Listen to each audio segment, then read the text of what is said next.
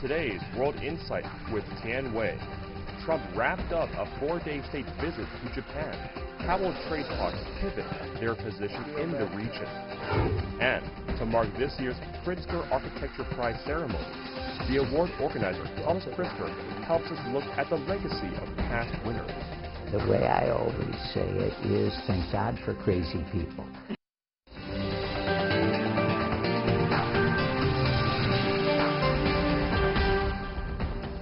Hello and welcome to World Insight with me, Tian Wei. The program is coming to you live on CGTN. We begin in Japan, where U.S. President Donald Trump wrapped up his 4-day visit.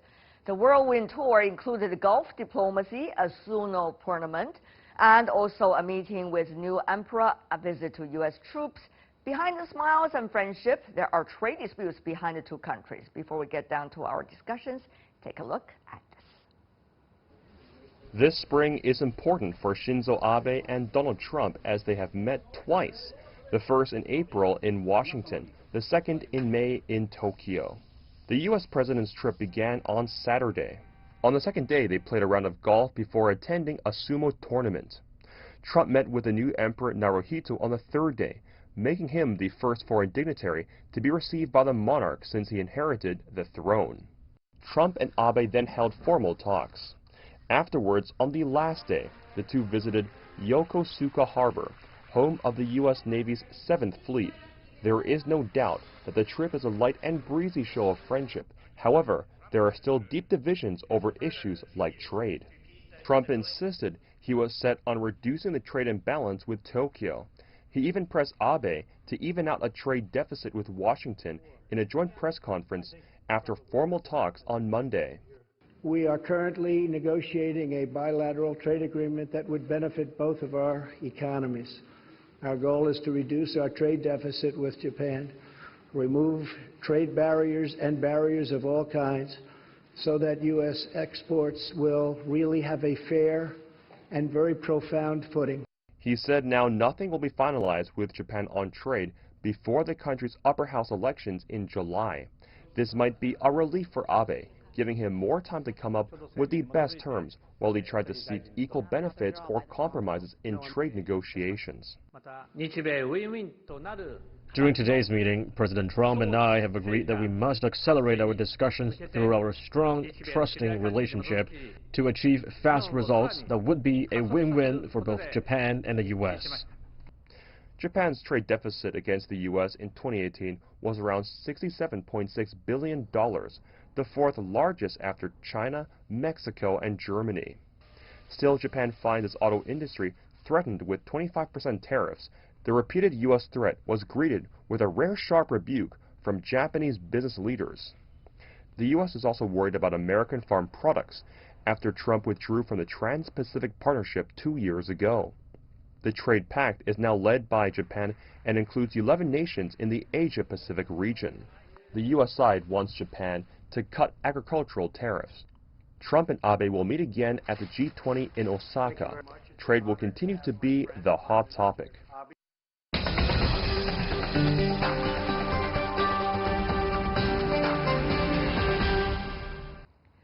For more on Trump's visit in Japan, we are joined in Los Angeles by Jonathan Pollack, a non-resident senior fellow in the Center for East Asia Policy Studies with the Brookings Institution. In Bangkok, we have Ken Jimbo, visiting professor at Thammasat University. In Beijing studio, Rong Ying, Vice President of China Institute of International Studies. Gentlemen, welcome to our program. Mr. Jimbo, of course I would go to you for the very first question since you're originally from Japan. So do you think the Prime Minister Abe has successfully postponed the clash on trade with the U.S. President this time? Well, I think Prime Minister Abe and President Trump have been engaged with each other quite well. And I think they are relying on each other, especially to address the issue domestically. When it comes to the domestic issue, currently the Prime Minister Abe's main agenda is to win the July upper house election. So Prime Minister Abe doesn't want to commit on the trade issue anything before the election. And I think the Trump administration has been considering the timing this time. Of course, July is coming for the upper house election, but Mr. Pollack, Washington and Tokyo have been wrangling, as we know, over tariffs on automobiles and agricultural products for months. Japan's trade surplus, for example, with the U.S. rose to 17.7% over the past year to $67.6 billion US dollars. Of course, that is according to the U.S. statistics. Those were driven partly by an increase of 8.3% in auto exports. The question really is, despite of all the fanfare, Mr. Pollack, do you think President Trump will be happy on his way back home, particularly regarding the trade issue, which he always promised his voters? Well, I think actually the issues of trade and the trade imbalance with Japan have not been a question of wrangling for months, but for decades. This is an issue that activated Trump as a businessman more than 30 years ago, and it's been a personal obsession of his for a long, long time. It neglects, though, his claims about finding ways to reduce the trade surplus, neglects very powerful factors that explain it. And of course, in all of this, both countries have and leaders have their own political needs. So there's a lot of ceremony here. Trump is very gratified by all the attention he received in Japan, his meeting with the emperor and so forth. But this is really to defer, not to resolve the underlying trade disputes. In essence, both Trump and Abe are trying to buy time for now because of political circumstances. Mr. Rong, of course, it's not just a bilateral, as we all know. No trade these days is about bilateral only. It's multilateral. And of course, China and the U.S. is now in a temporary deadlock when it comes to its trade negotiations. So, Mr. Rong, how is China looking at the current situation? And how do you think China and Japan, in a way, are learning about each other's approach and probably trying to find out how each other is trying to deal with Washington? Well, I agree with Mr. Pollack that the trade issue between the United States and Japan has been a long time, and it always been, I think, the one, if not the, at least the one of the major sticking points between the relationship. As a question of the how much and China and Japan can learn from each other, of each other's experience, how to manage in the Trump administration trade policy, my answer is, seems that we have different circumstances, even though the same or similar issues. And Japan being the close ally of one of the key ally, that despite the fact that still I think they have their Japanese experiences how to manage that, and have seen the agreements or that comes out from but what interests me most is that if you look at the statement by Prime Minister Abe, he's looking for a win-win result with this negotiation with Japan. So that possibly is one of the very interesting sort of. Well, everybody's talking about win-win, isn't it? At least talking. I mean, what is the result and how those win-win, quote unquote, in different countries are being described and portrayed eventually. That's another thing, I guess, at the end of the day. Mr. Jimbo, though, let's talk specific, real stuff.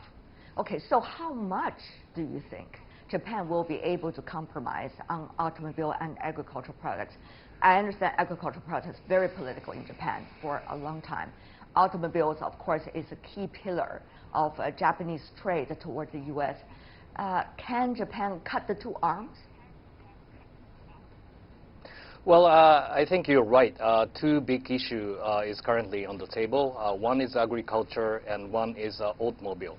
And I think on the part of agriculture, I think it is the easier deal because we have already negotiated the TPP before Trump administration comes in. And Japan, together with the United States and other 11 countries, have agreed upon the basics of how much those compromises could be made.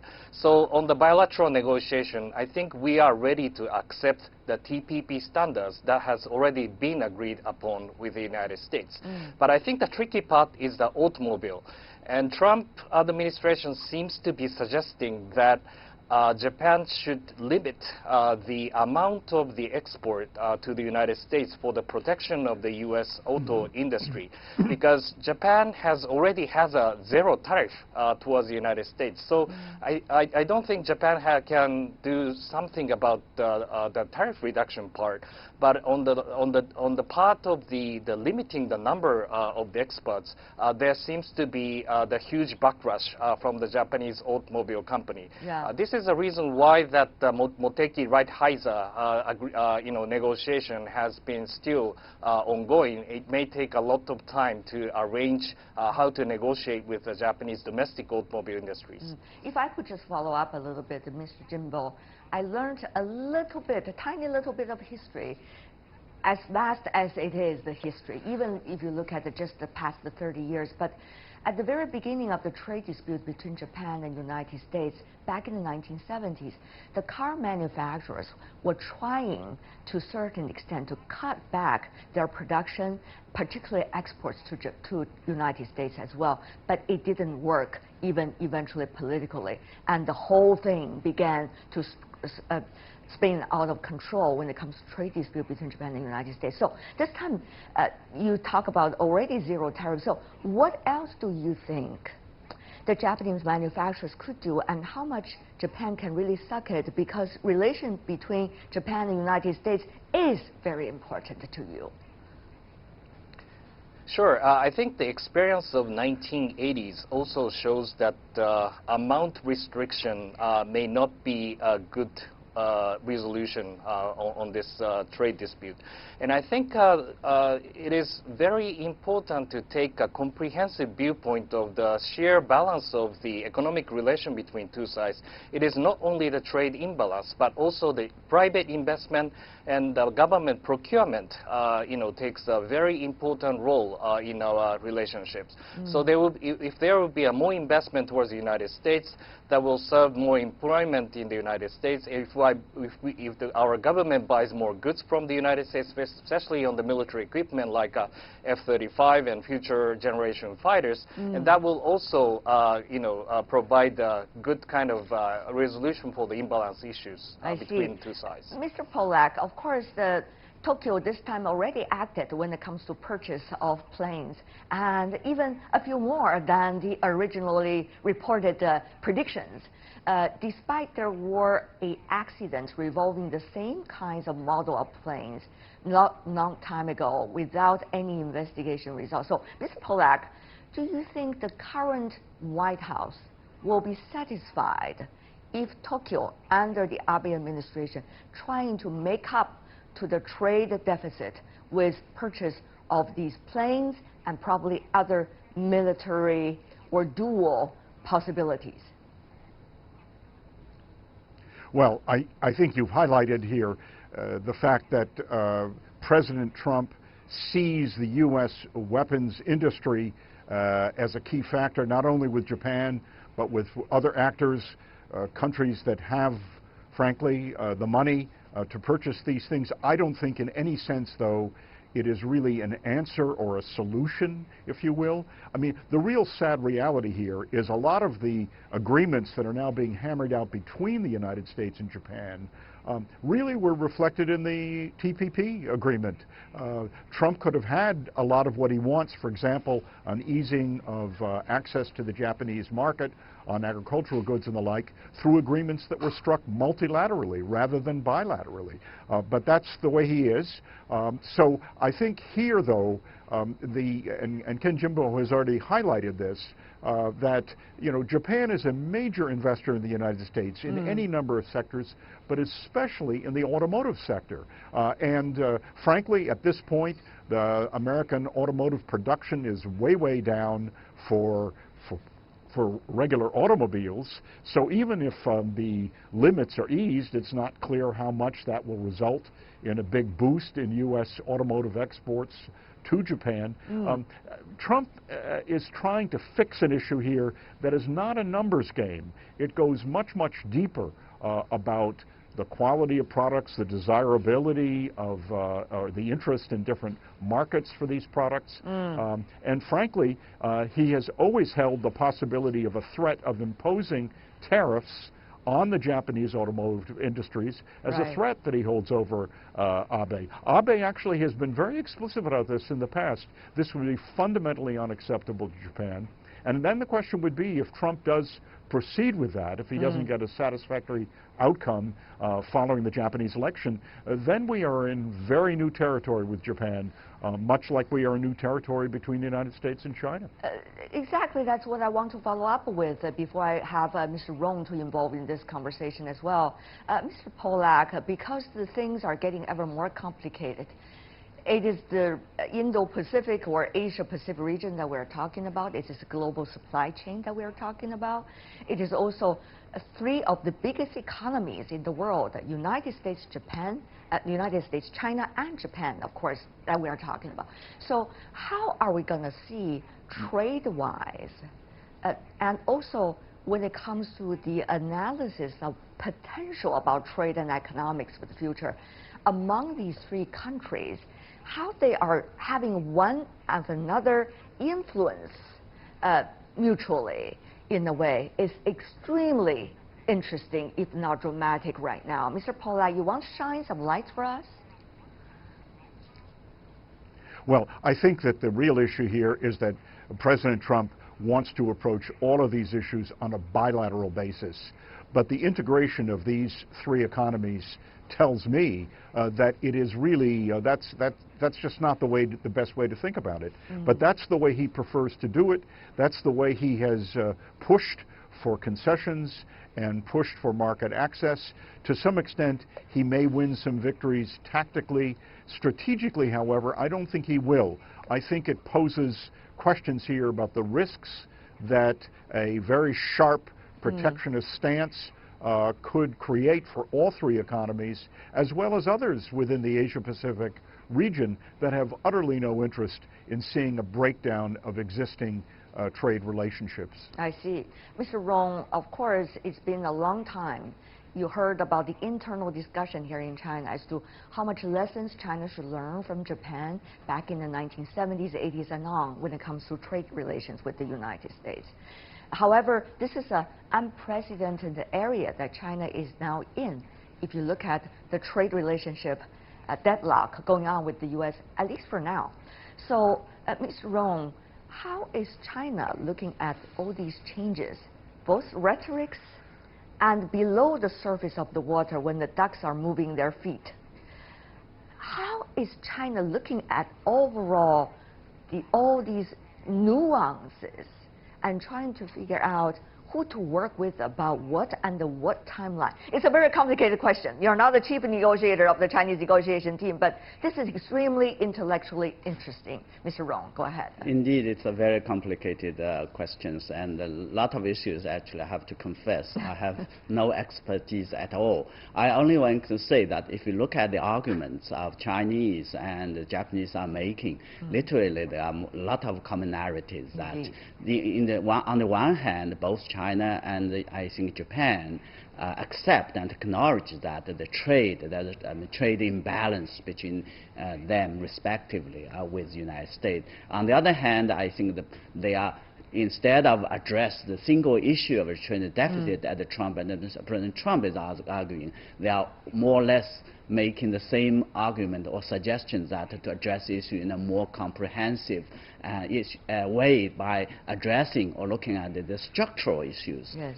And I think in this regard, indeed, I think China and Japan can learn from each other, at least share some experience. But having said that, as I said at the very beginning, I think Japan and China have a different kind of relationship with the United States. Of course. So in they are dealing with or manage this in a different way. But the one thing that is, I think is same, or I think Japan and China and Japan can work together, is that the two sides all want to convince President Trump that what the President Trump's approach is not working. And more importantly, I think it would have consequences not for the region and for the global economy at large, because after all, we're talking about three, the first and second and third largest economies, and they're so sort of independent, and their implications. Well, you should say, and we all know it's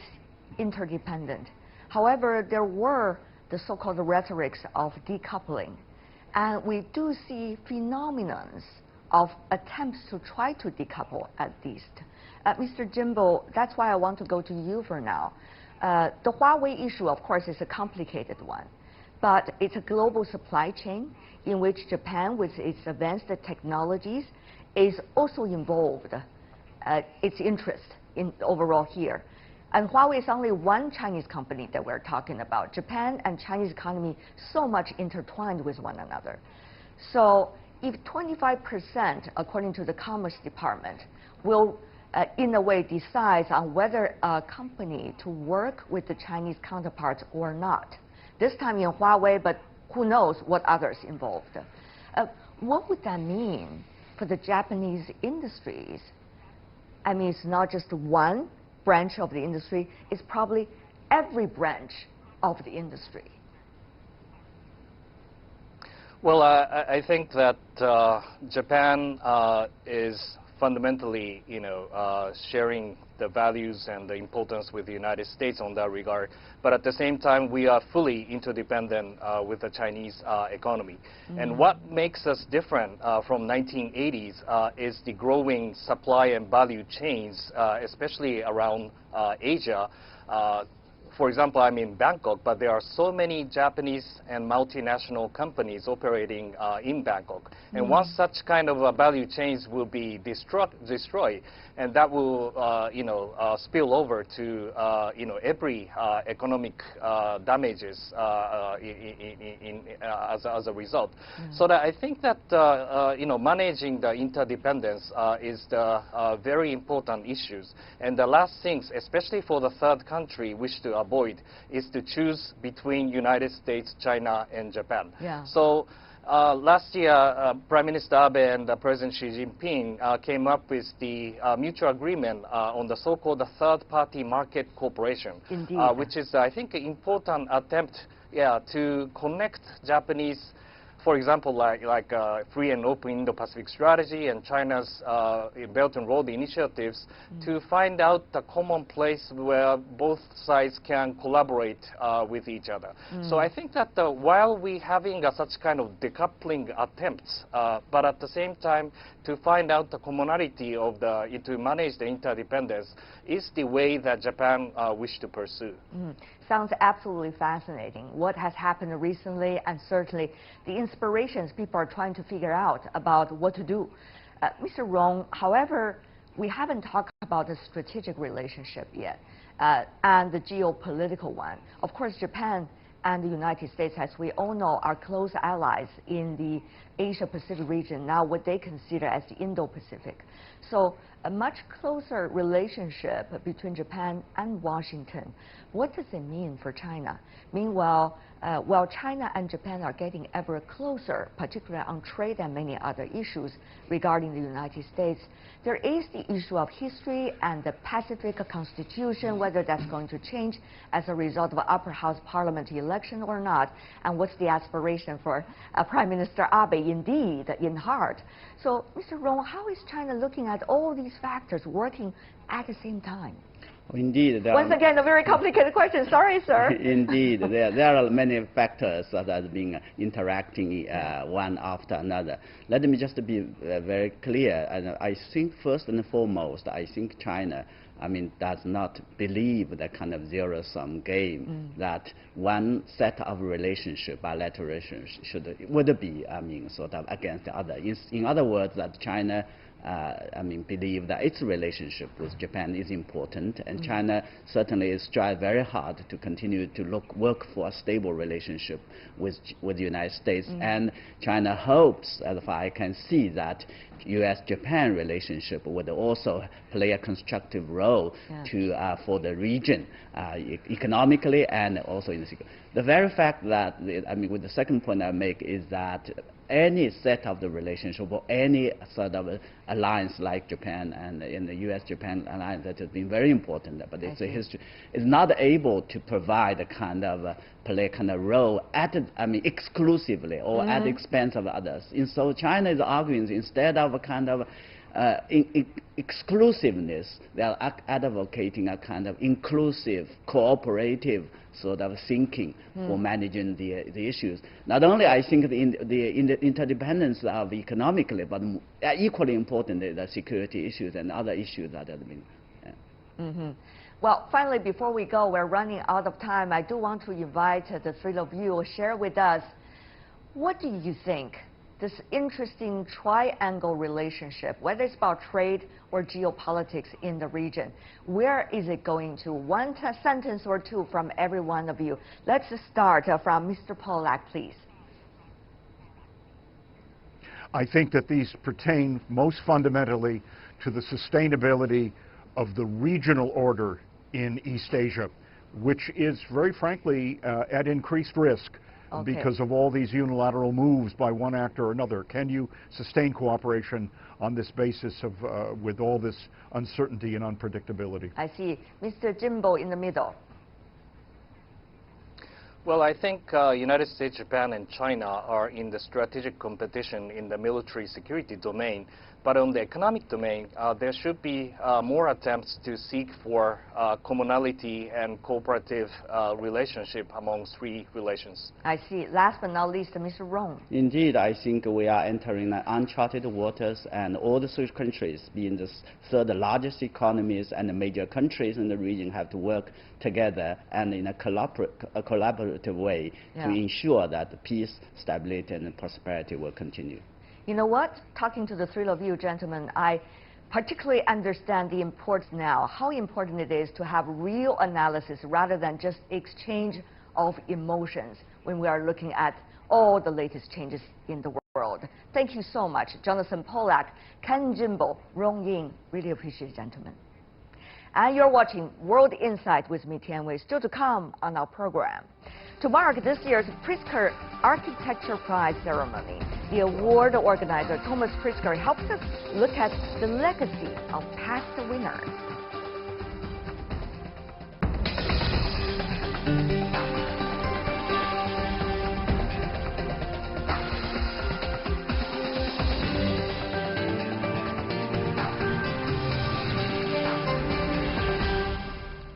Welcome back. You're still watching World Insight with me, Tian Wei. The program is coming to you live from Beijing on CGTN.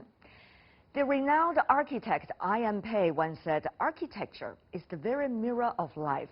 You only have to cast your eyes on buildings to feel the presence of the past, the spirit of the place. They're the reflection of society." Born over a century ago in the midst of World War I, Mr. Pei enjoyed a successful career, spending 9 decades, and passed away this month at the age of 102. His Chinese-American heritage took him around the world, leaving landmarks both in the U.S. and in China, and certainly in different parts of the world.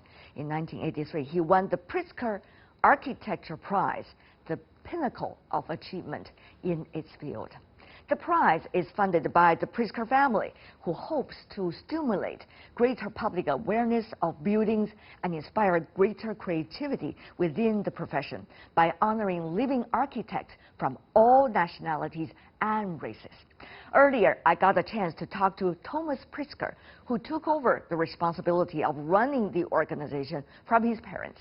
He told us why the prize embraces the styles of architecture and what architectural legacies mean to him and, of course, the world. Take a look.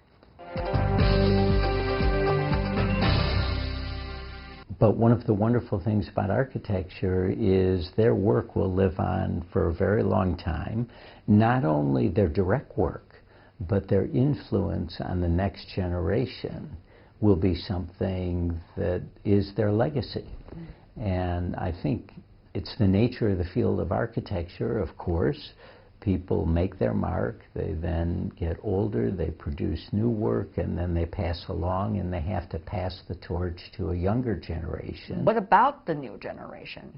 Is there some adjectives that you can give to the so-called new generation, even though they could be very diverse among themselves? So, like the millennials in every discipline, I'm totally jealous of the new generation. Yes. They are going to grow up as digital natives. They, at the age of 3 years old, they were punching keys and swiping screens. And they now have the ability to build things that 15 years ago you couldn't have dreamed of building. Maybe that this next generation who's now coming into the lead is the dream generation. And the reason I say that is they're going to have the ability to reach into the past, which was a very human past, but they're also going to have the ability to understand and use the future. Artificial intelligence, data analytics, all of those, they're going to be the ones who integrate that history that we're so familiar with and cultures and civilizations with modern world and how they can use those tools. And it may be that subsequent generations are really going to be more directed by the technology, more controlled by the technology, as opposed to sort of being able to toggle between past and future. Let's talk about the two architects you worked with for quite some time, Venturi, Hadid, and some of the others. Is it a very different generation now, from your perspective? So, I think you point out something that's important, and that is to think about these architects in the context of the moment that they were working. Absolutely. And what happens if we take someone like Robert, today we sort of take it for granted. We've seen enough of the results that it doesn't look like anything special, and yet at the time... Even the green wall. Exactly. At the time, it was breaking, in his case, it was breaking eggs, it was breaking glasses, it was breaking traditions that were held for a long time. If I go to Zaha, who was a close friend, and if I look at what Zaha did, for sure, both by her architecture and her personality, she was happy to break eggs. The more eggs she could break, the happier she was. Absolutely. And she did it with the way she dressed, the way she presented herself, and her architecture.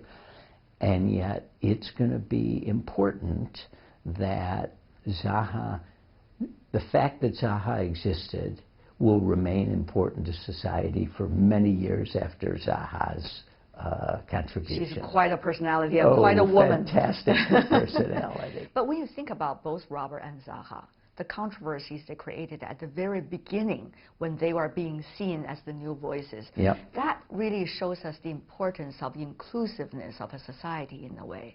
Because Robert started with his mom's house. Nobody wants to give him the space to create a house that is so different from modernism then, right? Right. And Zaha, think about all the controversies when she started, even though she has a lot of professional support coming from her own professors and colleagues. That means the society has to be open. But Ms. Pritzker, the question is our society these days, wherever you go, as open as theirs? The way I always say it is, thank God for crazy people, because the world wouldn't move forward without people who thought differently and were willing to take those risks. And we never talk about the ones who took the risk and failed, because they don't show up on our radar. But they exist too, and thank God they exist. So the question of how much risk a society should take is a really important, it's a big issue. How much, from your perspective, Mr. Pritzker? I don't think you can say that there's a number. associated with it. But I do think if you look at the innovation in a society, it reflects the tolerance of that society to take risk. And so what we need to think is, how do we take risks, allow innovation, and then manage the breakage, the ones that don't lead us to something great? How do we manage that? How do we encourage that architect, in this case, to take some risk, but not destroy his whole career if it turns out he's going down a dead end? You and your family has been the support behind the Pritzker Prize, which is to honor architects with talents, with vision, and with commitment. But what is it like to be with, quote-unquote, these crazy people? Yeah. So explaining how the prize works, we don't have any voice in the selection. Yes. The jury makes the selection. But you select the jury members. We select the jury members, but they tend to stay for quite a long time, and they're a very independent lot. And sometimes too independent from yeah, one exactly. another. I don't know whether I've ever said this on camera, but in 1989, I think it was, they selected Frank Gehry. I hated Frank's work. It wasn't just Frank is going to watch this neutral. video anyway. I know. It wasn't just neutral. I looked at some of the stuff he did and said, that's not what society should stand for. That is not who we want to be remembered as a society. So I had that reaction, but they made the decision. Okay, so we did that. Frank has ended up becoming one of my closest friends. Exactly. And we will do a lot Congratulations, together. You're crazier than you used to be. Exactly. And he's also evolved his architecture into moving the needle for the whole world. That's right. Right? What he did in Bilbao and what he's done subsequently, it's changed how we think as consumers of architecture. So I think there's a lot of responsibilities, really, Mr. Pritzker, if you think about it, on you and the jury's shoulders. Yeah.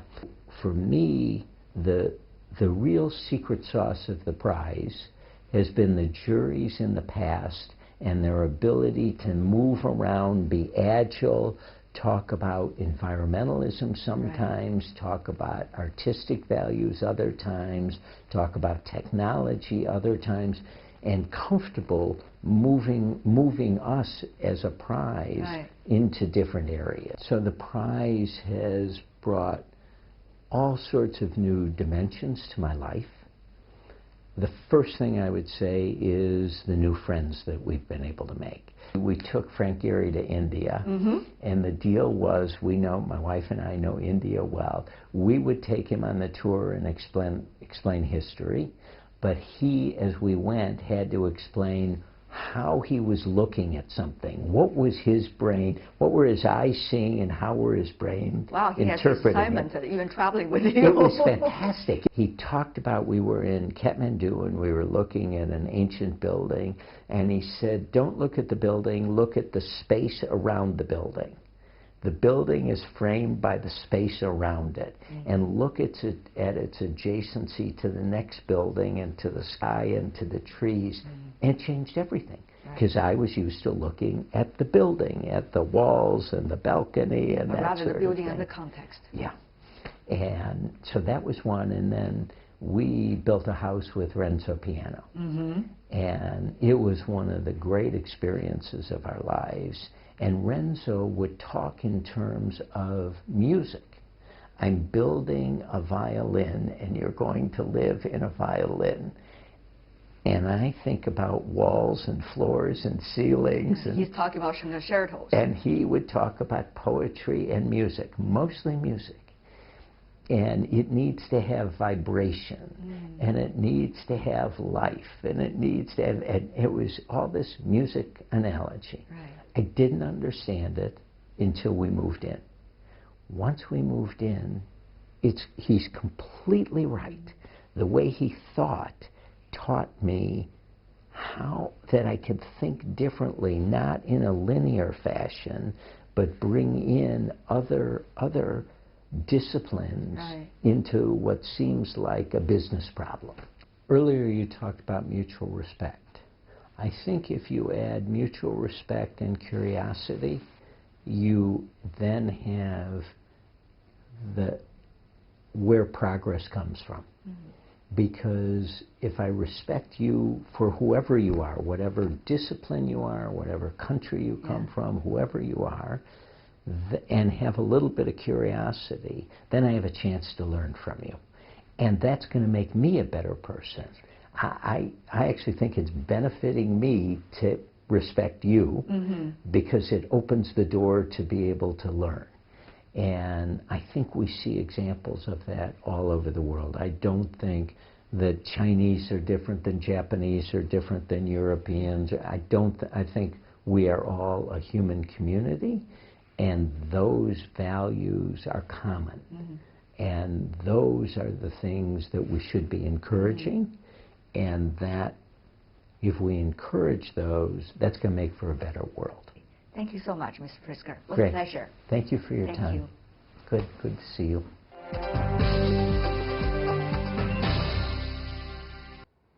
Open and curious minds, learning from one another, that's certainly going to make a better world.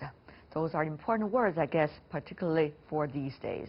And that is all the time we have for today. If you'd like to see more, try to find us World Insight CGTN into your search engine or check out our YouTube channel. You can also follow us on Twitter, Facebook, and Sina Weibo. From me, Tian Wei, and everyone on the World Insight team, thanks for watching. Tune in again next time for more insights across China and around the world. Good night.